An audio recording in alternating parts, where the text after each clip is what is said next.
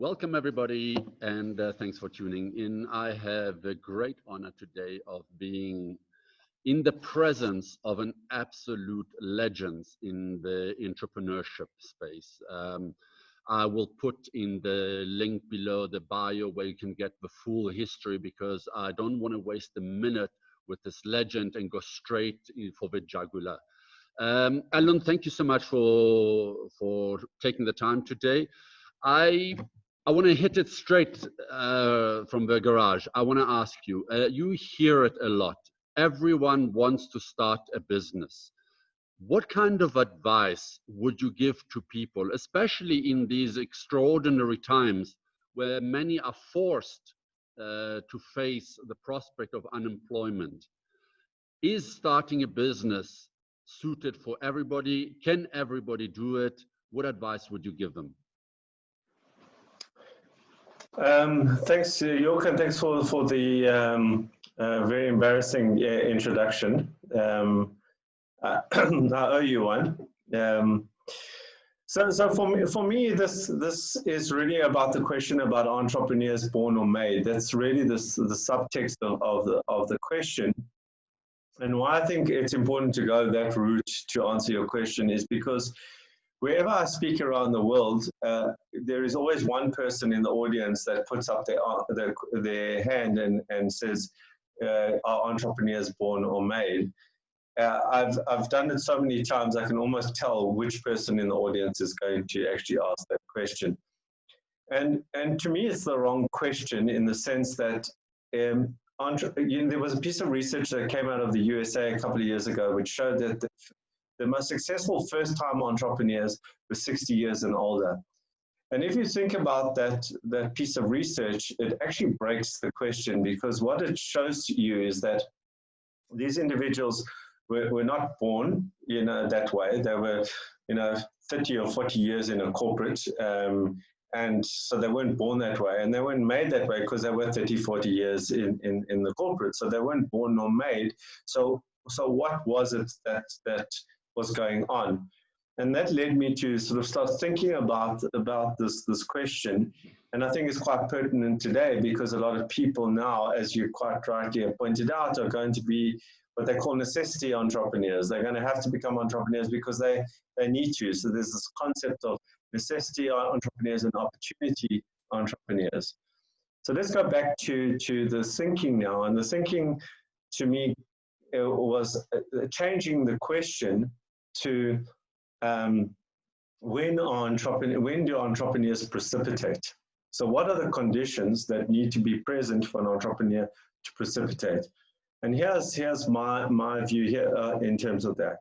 Is number one is that all entrepreneurs, if you look at every single entrepreneurial story, and anyone watching this right now who is an entrepreneur will be nodding to say all entrepreneurs are born out of either they see an opportunity or there is a crisis, or both happen in their life. So you won't be one entrepreneur, including yourself, that didn't perceive an opportunity or a crisis happened, death, divorce, COVID-19, okay? And that then precipitates them to start a business. But those two have to be present in every environment. So what's happening now with COVID-19 is the second piece, which is the crisis, is forcing everyone into that situation. But allied to that, there has to be the perception of an opportunity. You can't just, like a lot of people, this concept of a business in a box, which I loathe, the concept of business in a box, in the sense that if you're not passionate about it, if that's not what you enjoy, like there's systems where you can go and get a brick to make bricks. You can buy this thing and you can make bricks. But what happens if you don't have this thing for bricks, or you've got no desire to make bricks? It's all very well, but you don't see it as an opportunity, you're not passionate about it, etc. So that's an opportunity and crisis. And now we've got a global crisis. So that's number one. Number two is a tolerance for pain. We both know the story, and every entrepreneur who's listening here but understands the concept of pain. From the time you come up with the idea in the shower and you go to your husband or wife and tell them the idea and they say to you, that's a really crappy idea.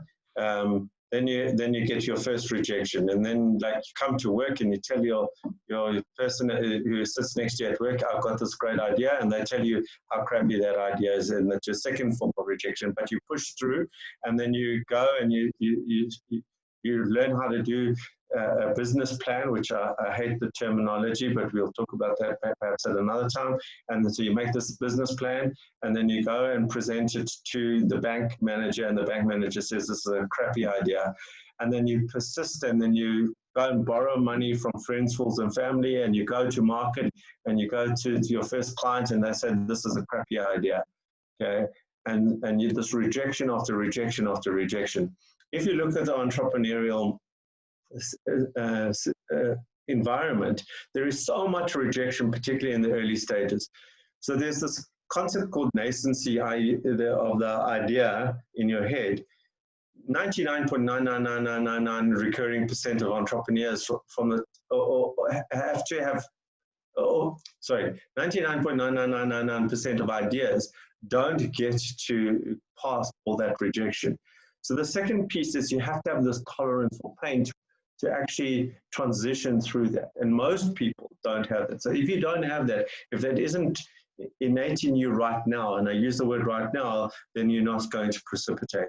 The third is a tolerance for risk. So there's an interesting curve in terms of risk. So I'm in my early 50s. I've got 2 kids at private school. I've got a mortgage bond on my home. And if I'm presented with an opportunity, I see the opportunity, and a 25-year-old sees the opportunity. We both have the same tolerance for pain. We both are like, yeah, we will push through it. Who is more likely to take the risk, that 25-year-old or myself? And the answer is that the 25-year-old is. So you go back to the 60-year-old in my original discussion. The 60-year-old, if you think about it, the kids are out of home, right? The mortgage is paid off. Their risk profile looks far closer to the 25-year-old than me, who's sitting somewhere in the middle of that curve. So there's a tolerance for risk that is present. Now, what's happening with COVID is that curve is also being flattened, because now there's like, you've got nothing to lose. So before, that curve might have been sitting like this, but now that curve has been pushed down as well. So there's another, to use the words that we've been hearing all the time, there's another flattening of the curve. So more people have got less to lose. So more people will start to precipitate now as a result of that. The fourth thing is, and the words are important, your belief in your ability to muster resources. It's not your ability to muster your resources, it's your belief in your ability to muster resources. We hear the story of entrepreneurs all the time where they talk about, like, if I knew then what I know now, I wouldn't have done it, you know. But, you know, entrepreneurs come with this sort of gung-ho attitude that, oh, don't worry, I'll get the money, I'll get the clients, I'll get the skills, I'll put it together. If they see that opportunity, they have the tolerance for pain, the tolerance for risk, they then believe that they can put all the resources together. And what the research shows, it's more around the belief word than the actual reality of them being able to do it. Because if they believe they can, then they generally push through because they don't know any better. And so they go and they phone up York and say, York, I know that you know so-and-so, can you get me that resource? And they phone up Mike and they say to Mike, can you get me that? And they phone up Vissy and they ask Vissy for that thing, and they combine those. So they are combiners of these resources to take advantage of the opportunity. And the last thing, I know this is a very long answer, but it's an important question, is the ability to learn and iterate. So any entrepreneur that is out there right now who's got a business that is 6 months or older, this is like a magic trick. You cannot be 6 months or older with the same idea that you started 6 months ago. You wouldn't exist today. If that product or service did not iterate, when you were going out and the client said, I want it with pink dots, if you weren't adapting it to pink dots, if you weren't listening to the feedback and you were stubborn, in not changing your product or service, you wouldn't be there six months later.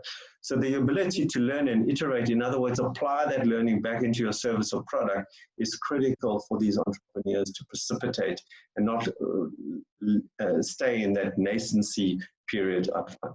Long answer. No, I absolutely question. love it. And I want to pick up especially on the last point, which hit a chord with me. The feedback mechanisms, whether it's people who care about you, whether it's mentors, whether it's clients or prospects. What advice do you give entrepreneurs regarding who to listen to, who not to listen, or how much to listen to? You know, a client may say, look, I like your program, but I also want B, C, D, and E added on. And you start developing, or you're having scope creep that kills your business. Yeah, it's a good question and a complex question. So let's break that down into two areas: external and internal. You know,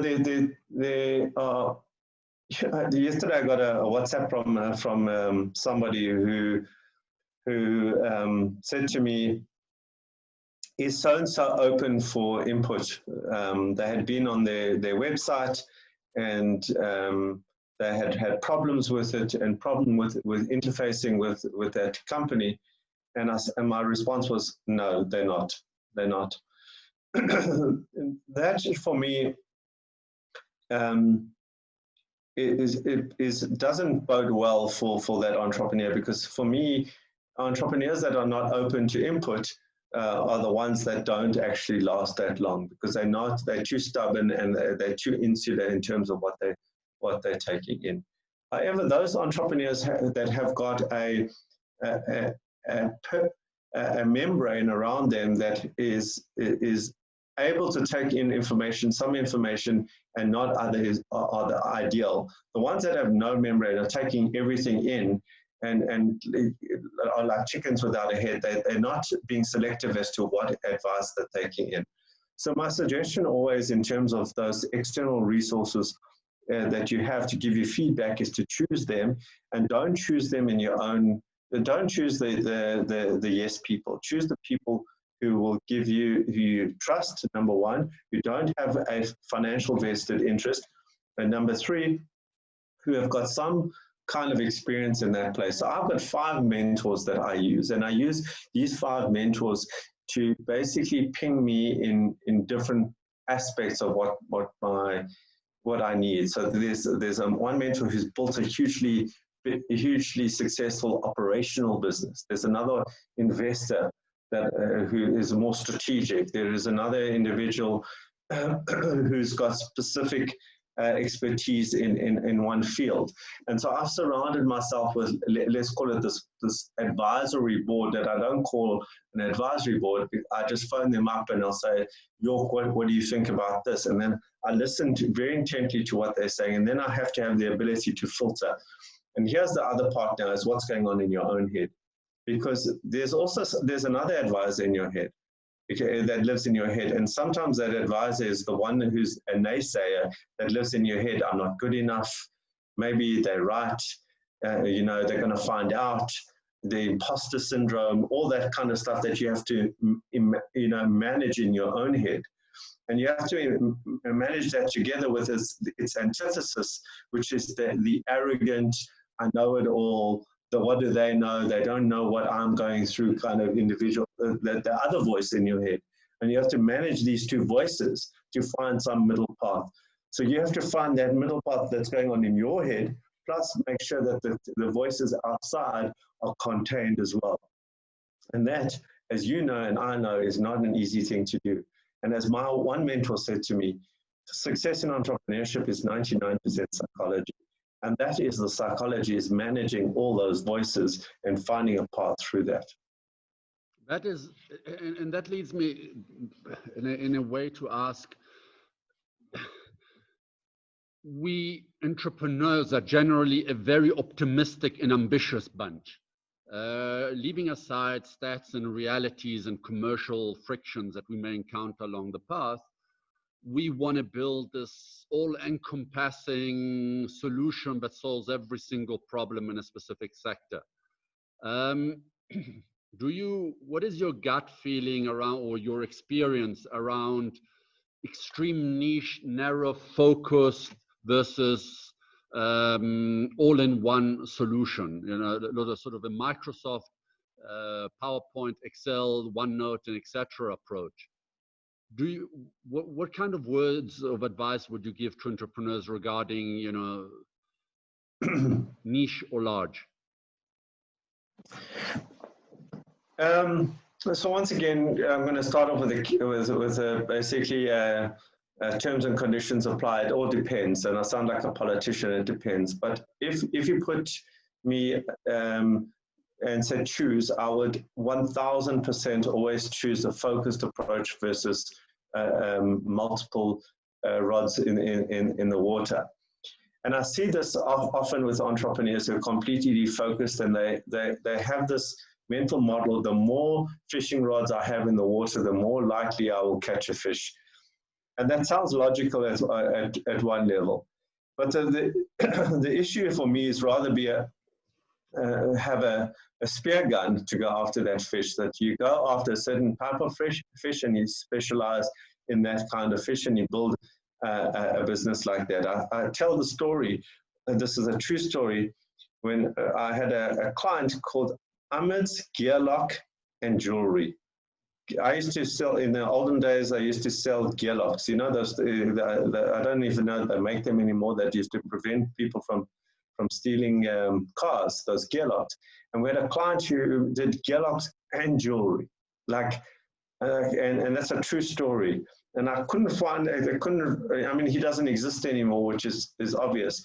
And then we have the other situation where you go to an entrepreneur. I love telling the story where they go, oh, what business are you in? And they pull out their card, and on the one side of the card, they've got, you know, one company name, and they do, you know, they do weddings, they do catering for weddings. And then on the other side of the card, they do tents and rental. And then they pull out another card, and then they go, and I also do ceilings. Okay. And you go, okay, I get the connection between the first one, the catering, and the tents. Although I would argue that the completely different competencies to cater and to do tent rental and chair rental are two different competencies. I sort of understand that, but I don't, and I think you should focus. But then you ask them, so how did you get into ceilings? And they said, no, we were doing an event at this person's house. We put up the tent, we were catering. And then I walked in and I saw that their ceiling was all warped and was leaky. So I said to the lady, you know, we can fix that. And she said, yes. So we started a ceiling fixing business. And and so it's opportunistic. And many people are feeling right now that they need to be opportunistic, which is true. But it comes back down to the most important thing is you have to be able to have reusable core competencies. So there's this concept of core competencies is what am I good at? What am I prepared to invest in, become best in the world in, put money, time, etc. into it. If you are spending more than 20% outside of those core competencies, for me, that's an indicator that you are going down the wrong path. So 80% of whatever you do needs to use these 3 or 4 core competencies that you've identified. And I love what you're saying. You know, it's one of the, on a very superficial level, when I see people's LinkedIn profiles, I come away not actually knowing when to call that person. What is it that they do? What problem do they solve that I can pick up a phone and say, "Ooh, we are experiencing this challenge, please help." And I think with business the same. I see so many very impressive looking websites which leave you to think that you're dealing with Steve Jobs or Bill Gates. I love what you're saying, yet the reality is that, especially COVID, but you've seen it many times through the countless SMEs and startups that you incubate or accelerate, that people's businesses are going to fail. People are going to experience bankruptcy, hopefully not, but They're going to flirt with failure. They're going to, and it's difficult not to take it personally. Like, you know, the business that I created, it's my baby, you know, it's a reflection of who I am. My soul is in this, leaving aside the financial cost. What advice would you give to entrepreneurs going through really tough times? How do we cope with this? So let's just deal with what you're saying. And I know you and I both had our failures. So we both know that feeling intimately. And yet here we are, both of us, you know, we're alive, we're kicking, we you know, are quite optimistic still. And so the first thing that you have to realize is there's life after failure. In fact, very often it is the failure that gives you life. It is the failure that gives you that second chance. And if we deny it in a certain way, so of course it's painful, but if we deny it in terms of our head, then we lose the opportunity to learn from it. And it is, and as cliched as it sounds, it is your biggest gift that you get. So I'm not saying that embrace it and say, like, come on, I want to fail. I'm saying that if it does happen to you, then you've got to flip it 180 degrees and then use it productively as opposed to letting it bury you. So it doesn't mean that you don't get a little depressed and spend some time licking your wounds and feeling sorry for yourself. And if you're a guy that you maybe grow a beard and then feel a little depressed, and maybe if you are one of those people that needs to process it. So go through that. Don't deny it, but afterwards you have to give yourself a certain timeline then to move beyond that. But the other thing also that I think is important around what's going on is that, you know, you've got to have an academic relationship with your business. Now I say that, and it's still a work in process for me. Like, I'm still on a journey of having this academic. Here I've got my company logo here, and there's my surname. So it has to be, it's intimate for me. It's my child. And for me to say to you, no, don't worry about it and have an academic relationship with it is easy to say, but it's much harder to do. So my journey has been to over the last couple of years is to have an academic relationship with my business. In other words, see it as extraneous to me and look at it almost top down and say, what am I doing wrong? What am I doing right? If this were a business case of a business that failed, if we were telling the story, what would I see here that I'm doing that would indicate to me that I'm making the wrong moves? And start to have that almost academic, it's an academic relationship with your business. And I've got better and better at it. If we use the metaphor of the karate belts, I might be a green belt at it. I'm certainly not black belt at it, you know, but I'm moving up the rung to have more of that academic relationship. And that's, to me, it takes a lot of the pain out. But once again, I don't think that's necessarily important when you do fail, that it's any indication of you. It's especially now. I mean, this is a completely unforeseen by many. Of course, there's one or two that did say it, but by many. If I told you a year ago that the whole world would be on lockdown, you would ask me, you know, who my drug pusher is. You know. No, but I love it, and you know, I remember about 8 months ago, my partner and I had this business portal, and we decided to close it because it was just not that profitable. We were making money, but it wasn't growing at the speed we wanted to.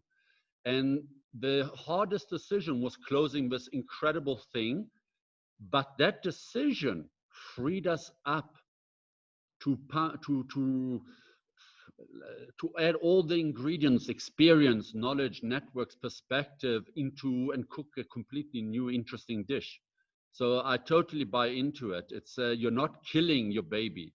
You're kind of mixing passion, but most of us entrepreneurs inherently have, hopefully, with clear thinking and saying, okay, if you want your baby to grow into an adult, you can't hold it in your arms and will spoon feed it for the rest of its life. So I Yeah. absolutely love what you're saying. I suppose that leads to a question that the last two questions, if I may, but the one I've asked you before and you always evaded me because it's a fiendishly complex answer to give. When do you persist and when do you move on? So it's actually, this is obviously my perception, and everyone's situation is different. So I, in 2004, was in a situation where I had to make a choice to give up or not to give up.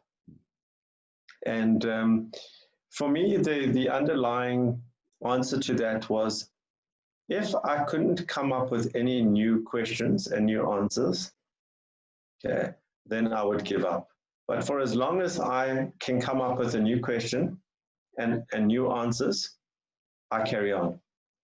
Now that's an easy thing to say. And many people say, well, I'm asking you questions, but maybe they're just slight iterations of the previous question. They're not actually a brand new question. So for me, it's really about learning how to ask the right questions. So before we started this, I was talking to you about the fact that I've created a war room here in my office in lockdown.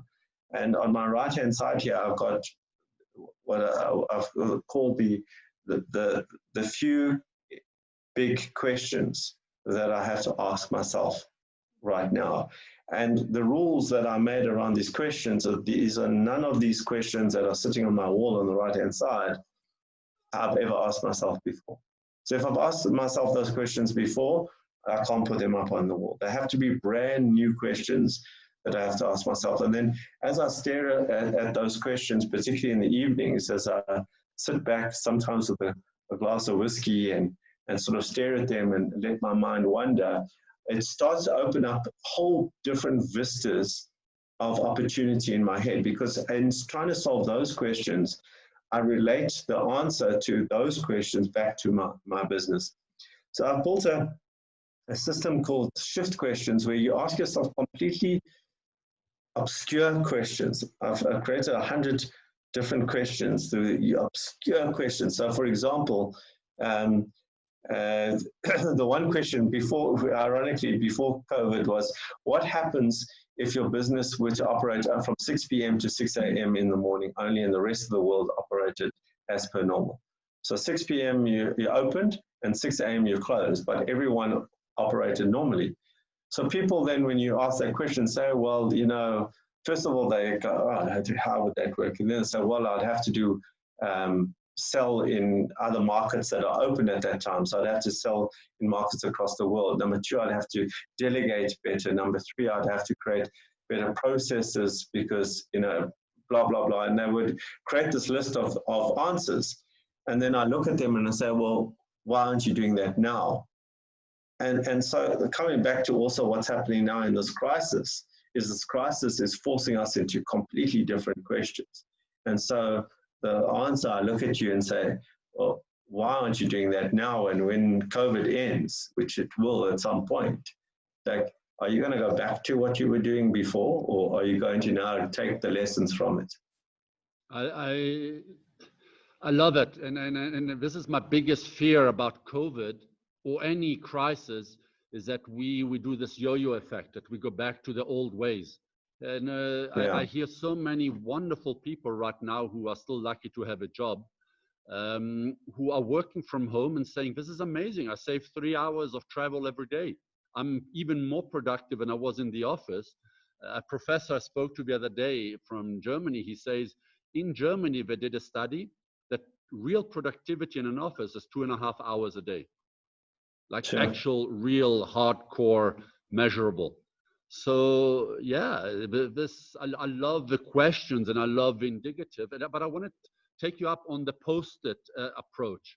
You know, we're surrounded by technology. We got Evernote, we got OneNote, we've got, who knows, Google Keep. I don't know what they're all called.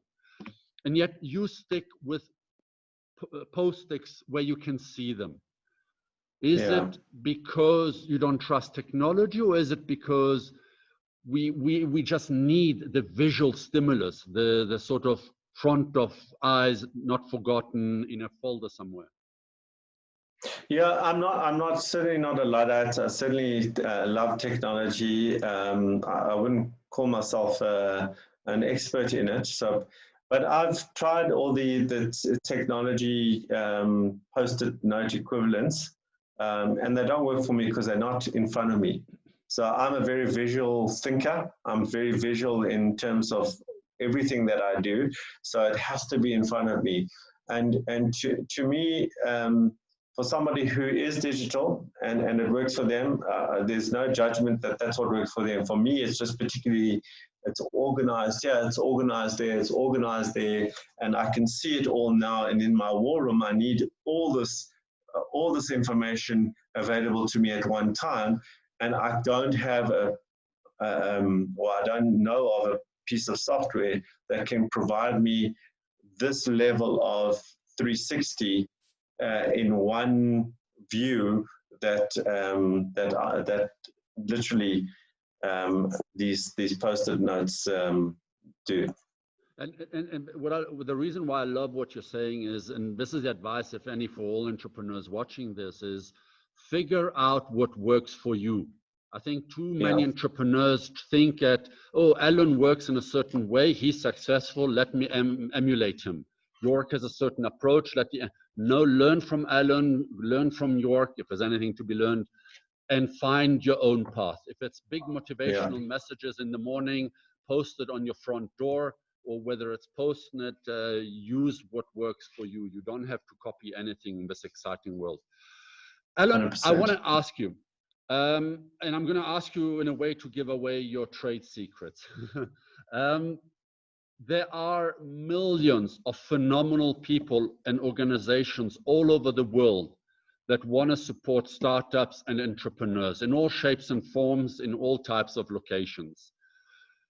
They're all very well-meaning organizations and people, but does really everybody deserve the right to influence, to have a say in the life of an entrepreneur? What advice would you give to people who want to help entrepreneurs? Yeah, that's I'm going to say a politically loaded question, but I'm going to try and answer it as authentically as I can. But also having said that, my answer has obviously got a sense of it's self-serving in a sense. But so to me, anyone watching this needs to work out whether this is an authentic response or a completely self-serving response. I've been serving entrepreneurs for 20 years. I've had over 13,000 entrepreneurs go through Raiz School programs. We've gone through many journeys around, let's call it business development services, and who supports entrepreneurs and who doesn't. We started off with the consulting model. We still went then through to the coaching model. We've gone through the mentorship model, and finally we've landed up on a guiding model. And so I'm going to take you through my journey, because as you quite worked out now, you can't ask me a question with me giving you just a simple answer. So in those journeys, the underlying, let me give you some real practical examples. So mentorship comes from a point of view that I know you don't know, and you're going to ask me the question: should I cross the river? Shouldn't I cross the river? And I'm going to say to you, young man, you shouldn't cross the river because there are crocodiles in the river. Look, I have no arm. Okay, so I'm going to tell you what to do. You ask me the question. I'm going to tell you what to do, and I'm going to actually give you the why, and I'm going to give you proof. And that at some level is a logical answer. It's a very logical approach, because I'm not just telling you what to do, which is more the consulting piece. It's now I'm telling you what to do and why, and showing you proof. So we went through that route, and we found very little success. So if we said to the person, go left, they would go right. We told them what to do, we told them why, and showed them proof, and they still went the opposite direction. What we missed in all that was the entrepreneur psyche, which is a rebel. The entrepreneurial psyche is one of resistance, and we started off this conversation talking about what do you take in and what not. So you've got to take the entrepreneur psychology into that. So for me, in that instance, the mentorship only works under certain conditions, and I mentioned some of them before. Most of these entrepreneurial sort of mentorship programs, there's no relationship between the two prior. There's no real trust that goes both ways. There is no, the entrepreneurs effectively looking for market access, maybe some information, and the mentor is not going to prepare to open up their market to a mentee. So there are two games going on in the mentorship level in terms of these programs. So that's piece number one. Piece number two is around empathy. And for me, empathy is a critically important factor in terms of being effective in terms of supporting an entrepreneur. If I read about month end in a book, or I understand cash flow academically, or I'm sitting there as a finance director in a big corporate, but I've never, ever worried about month end, no matter all the theory that I have, and I can tell you theoretically what you should do on month end and how you should conserve cash, and you should do all these things in this environment. But if you've never had an experience of a month end where you don't know how you're going to pay your staff, if you've never had the experience of month end where you don't know how you're going to pay your rent or yourself, if you've never had that, the entrepreneur will feel that there is no level of empathy for what's going on. There is a nuance in that. So for me, the people who are ideal to actually, in my opinion, guide entrepreneurs is people who've been in that situation before. The third element is around communication. I might be a very smart professor. You spoke about that. I might know lots of things. But if I have an inability to communicate it in a way that the entrepreneur understands, in metaphors that are applicable, or in practical situations that the entrepreneur is experiencing, it feels like a disconnect, that there is this academic model and there's what you are experiencing. And entrepreneurs then lose faith in that or feel inadequate around that. They go, oh, I don't understand how that works, and they can't apply it or don't want to apply it or resist applying it. So the long and short of this is that the best people to support entrepreneurs are people who have been through it themselves, are empathetic, they are good communicators, and have got let's call it the academic basis as well. That's the ideal combination that I see, and we call that guiding. And it goes back to the point that we discussed earlier, which is deciding who to listen to and who you let in to influence your future. Allon, I think this was amazing. There are, for those who are watching, two unbelievable books that Allon wrote and published, I guess. One is Lose the Business Plan. I'll put the links below that. But more importantly, I think in the context of COVID, in the context of crisis and opportunity and crisis, is what to do when you want to give up. And I think that is such a relevant title. Allon, what can people expect from that book? What are the key takeaways from what to do when you want to give up? Jörg, that book was written as an amalgam of, it's written as a story of a young lady who came to me halfway through her business. Her business had started and she wanted to give up. But it's not her story, it's a story of the amalgam of all the different stories of people who have wanted to give up, myself included, are written into that story. And what you will see in that book is a process of how to unpack your thinking so that you understand what you have, understand what options you have, and then to enable you to pursue those options. Because most of us in a threat actually become like deers in a headlight, and this sort of gives a different path. I love it, and I think this is a beautiful note to end this wonderful interview, which is we are in incredibly tough times. It can feel overwhelming, and like Allon says in the book, sit down, unpack it. Don't take this whole elephant, don't eat the whole elephant. Sit down calmly, maybe with friends, with people you trust, and start unpacking what opportunities are in front and take baby steps. The path to success is composed of thousands of tiny little steps. Allon, thank you so much for your time. Truly, truly appreciate it. Thank you, okay, and thank you for all the wonderful work you're doing to support entrepreneurs for years now. You are, I'm going to end off now how you started. You are also a beacon of light for small businesses, and the work that you do, you are tireless, you are optimistic, you've always got that wonderful smile on your face, and we really appreciate you as part of the ecosystem. It's all thanks to coffee.